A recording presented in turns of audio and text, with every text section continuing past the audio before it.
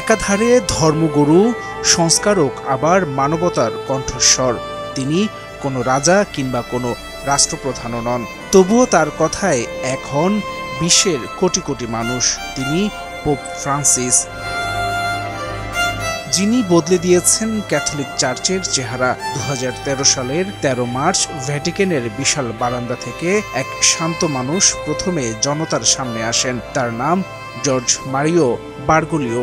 আর্জেন্টিনার এই যাজকই হন ক্যাথলিক চার্চের 266তম পোপ। নাম নেন পোপ ফ্রান্সিস। কিন্তু তিনি শুধু নতুন পোপ ছিলেন না, ছিলেন পরিবর্তনের বার্তাবাহক। ক্যাথলিক চার্চের ইতিহাসে তিনি প্রথম দক্ষিণ আমেরিকান এবং যিশু সমাজ সদস্য যিনি পোপ নির্বাচিত হন। ক্যাথলিক চার্চের পোপ হওয়ার পর অনেক কিছুই প্রথমবার করলেও ফ্রান্সিস কখনো চার্চের সংস্কার কার্যক্রম বন্ধ করেননি।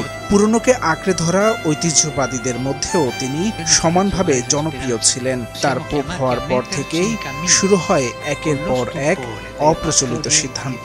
বিলাসবহুল প্রাসাদ ছেড়ে তিনি বেছে নেন সাদামাটা বাসস্থান। দামি গাড়ির পরিবর্তে সাধারণ গাড়ি ব্যবহার করেন। মানুষের মাঝে থাকাকে তিনি ঈশ্বরের কাছাকাছি থাকার মাধ্যম হিসেবে দেখতেন।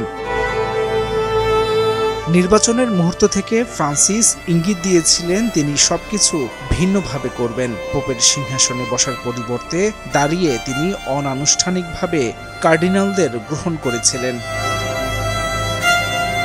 সাদা পোশাক পরে একটি নতুন নাম ধারণ করেছিলেন।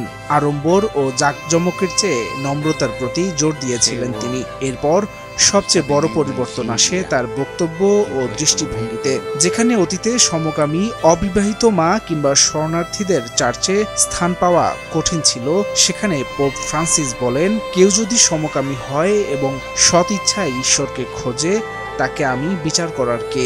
এই একটি বক্তব্যেই বদলে যায় চার্চের মুখ।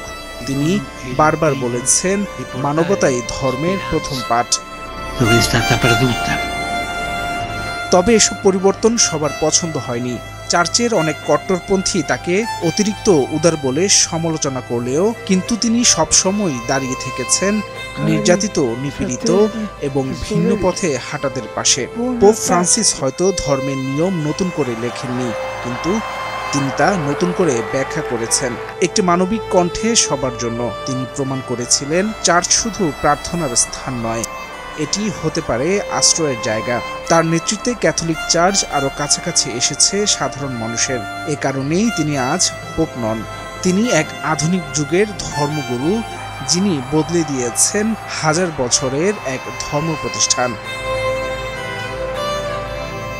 1936 সালে আর্জেন্টিনায় জন্ম নেয়া পোপ ফ্রান্সিস আজ পৃথিবীর মায়া ত্যাগ করে পাড়ি দিয়েছেন অনন্ত লোকে। তবে তিনি পৃথিবীকে জানিয়ে গেছেন, সময়ের প্রয়োজনে মানুষের ধর্ম বদলায়, মানবতা যেখানে সেখানেই ঈশ্বর। পোপ ফ্রান্সিস তা প্রমাণ করেছেন। হাসান শাব্বির, ভোরের কাগজ।